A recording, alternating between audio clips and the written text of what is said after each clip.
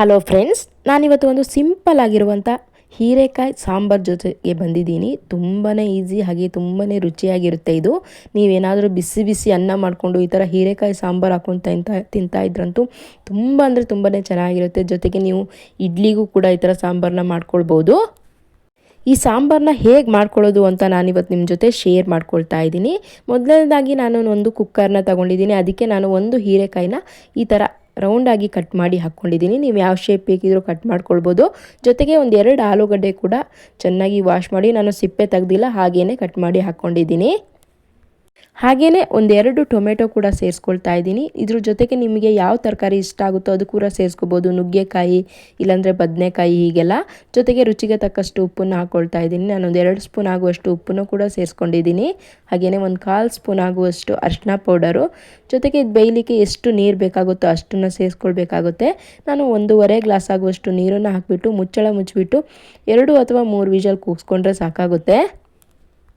ಇವಾಗ ನಾನು ಅದು ಬೇಯುವಷ್ಟರಲ್ಲಿ ಸಾಂಬಾರಿಗೆ ನಾನು ಮಸಾಲಾನ ರೆಡಿ ಮಾಡ್ಕೊಳ್ತಾ ಇದ್ದೀನಿ. ಒಂದು ಸ್ಟವ್ ಮೇಲೆ ಒಂದು ಪ್ಯಾನ್ನ ಇಟ್ಕೊಂಡ್ಬಿಟ್ಟು ಅದಕ್ಕೆ ಒಂದು 2 ಸ್ಪೂನ್ ಎಣ್ಣೆನ ಹಾಕ್ಕೊಳ್ತಾ ಇದ್ದೀನಿ ಮಸಾಲ ಫ್ರೈ ಮಾಡ್ಕೊಳ್ಳಿಕ್ಕೆ. ಒಂದು ಖಾರಕ್ಕೆ ಎಷ್ಟು ಬೇಕೋ ಅಷ್ಟು ಮೆಣಸಿನಕಾಯಿ, ಹಾಗೆ ಸ್ವಲ್ಪ ಬೆಳ್ಳುಳ್ಳಿ ಹಾಕ್ಕೊಳ್ತಾ ಇದ್ದೀನಿ.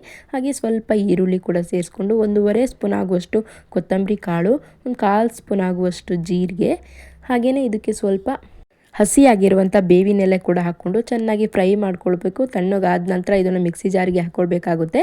ಇವಾಗ ಒಂದು ಮಿಕ್ಸಿ ಜಾರ್ನ ತಗೊಂಡು 1 ಕಪ್ ಆಗುವಷ್ಟು ತೆಂಗಿನಕಾಯಿನ ಕಟ್ ಮಾಡಿ ಇಟ್ಕೊಂಡಿದ್ದೆ, ಅದನ್ನು ಹಾಕ್ಕೊಳ್ತಾ ಇದ್ದೀನಿ. ಇದ್ರ ಜೊತೆಗೆ ನಾನು ಫ್ರೈ ಮಾಡಿರುವಂಥ ಮಸಾಲಾನು ಕೂಡ ಹಾಕಿಬಿಟ್ಟು ತಣ್ಣಗಾದ ಮೇಲೆ ಹಾಕಬೇಕು. ಹಾಕ್ಕೊಂಡು ಇವಾಗ ರುಬ್ಕೊಳ್ಬೇಕಾಗುತ್ತೆ. ರುಬ್ಬಿರುವಂಥ ಪೇಸ್ಟನ್ನು ತೋರಿಸ್ತಾ ಇದ್ದೀನಿ ನೋಡಿ, ಈ ಥರ ರೆಡಿಯಾಗಿದೆ. ಫುಲ್ ನುಣ್ಣಗೆ ರುಬ್ಕೊಳ್ಬೇಕಾಗುತ್ತೆ. ಇವಾಗ ತರಕಾರಿ ಕೂಡ ಬೆಂದಿದೆ. ಇವಾಗ ಸಾಂಬಾರಿಗೆ ರೆಡಿ ಮಾಡ್ಕೊಳ್ಳೋಣ. ಒಂದು ಪಾತ್ರೆ ಮೇಲೆ ಮತ್ತೆ ಒಂದು 3 ಸ್ಪೂನ್ ಆಗುವಷ್ಟು ಎಣ್ಣೆ, ನಿಮಗೆ ಆಯಿಲ್ ಎಷ್ಟು ಬೇಕೋ ಅಷ್ಟು ನೋಡಿಬಿಟ್ಟು ಹಾಕ್ಕೊಳ್ಳಿ. ಹಾಗೆಯೇ ಇದಕ್ಕೆ ಒಗ್ಗರಣೆಗೆ ಸ್ವಲ್ಪ ಬೆಳ್ಳುಳ್ಳಿನ ಜಜ್ಜಿಬಿಟ್ಟು ಹಾಕ್ಕೊಂಡಿದ್ದೀನಿ. ಕೆಲವೊಬ್ಬರಿಗೆ ಬೆಳ್ಳುಳ್ಳಿ ಹಾಕಿದ್ರೆ ತುಂಬ ಇಷ್ಟ, ಅಂಥವ್ರು ಜಾಸ್ತಿ ಕೂಡ ಸೇರಿಸ್ಕೊಳ್ಬೋದು. ಇವಾಗ 1 ಸ್ಪೂನ್ ಆಗುವಷ್ಟು ಸಾಸಿವೆ.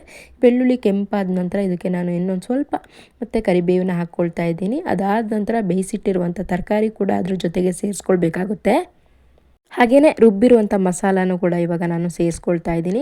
ನಿಮಗೇನಾದರೂ ನೀರು ಸ್ವಲ್ಪ ಕಮ್ಮಿ ಅಂದರೆ ನೀರು ಕೂಡ ಸೇರಿಸ್ಕೋಬೋದು. ನಾನು ಸ್ವಲ್ಪ ಮಿಕ್ಸಿ ಜಾರ್ಗೆ ನೀರು ಹಾಕಿಬಿಟ್ಟು ಸೇರಿಸ್ಕೊಂಡಿದ್ದೀನಿ. ಇವಾಗ ಚೆನ್ನಾಗಿ ಮಿಕ್ಸ್ ಮಾಡ್ಕೊಳ್ಬೇಕು. ಉಪ್ಪೇನಾದರೂ ಕಮ್ಮಿ ಇದೆ ಅನಿಸಿದ್ರೆ ಮತ್ತು ಒಂದು ಸ್ವಲ್ಪ ಉಪ್ಪನ್ನು ಕೂಡ ಹಾಕ್ಕೊಂಡು ಮತ್ತೆ ಮಿಕ್ಸ್ ಮಾಡಿಕೊಂಡು ಇದನ್ನು ಇವಾಗ ನಾನು ಒಂದು 10 ರಿಂದ 15 ನಿಮಿಷ ಕುದಿಲಿಕ್ಕೆ ಬಿಡ್ತಾ ಇದ್ದೀನಿ. ಒಂದು 10 ನಿಮಿಷ ಕುದ್ದಾದಮೇಲೆ ಸ್ಟವ್ನ ಆಫ್ ಮಾಡಿಕೊಂಡು ನೋಡಿ ಸಾಂಬಾರನ್ನ ತೋರಿಸ್ತಾ ಇದ್ದೀನಿ ಎಷ್ಟು ಚೆನ್ನಾಗಿ ರೆಡಿಯಾಗಿದೆ ಅಂತ. ಇದೇನಾದರೂ ನೀವು ಬಿಸಿ ಅನ್ನದ ಜೊತೆಗೆಲ್ಲ ಹಾಕ್ಕೊಂಡು ತಿಂತಾ ಇದ್ರಂತೂ ತುಂಬಾ ಚೆನ್ನಾಗಿರುತ್ತೆ. ಈ ಥರ ಸಾಂಬಾರನ್ನ ನೀವು ಒಮ್ಮೆ ಟ್ರೈ ಮಾಡಿ ಹೇಗೆ ಬಂತು ತಿಳಿಸಿ. ಇದೇನಾದರೂ ಇಷ್ಟ ಆಯ್ತು ಅಂದರೆ ಮಿಸ್ ಮಾಡದೆ ನನ್ನ ಚಾನಲ್ನ ಸಬ್ಸ್ಕ್ರೈಬ್ ಮಾಡ್ಕೊಳ್ಳೋದನ್ನ ಮರಿಬೇಡಿ.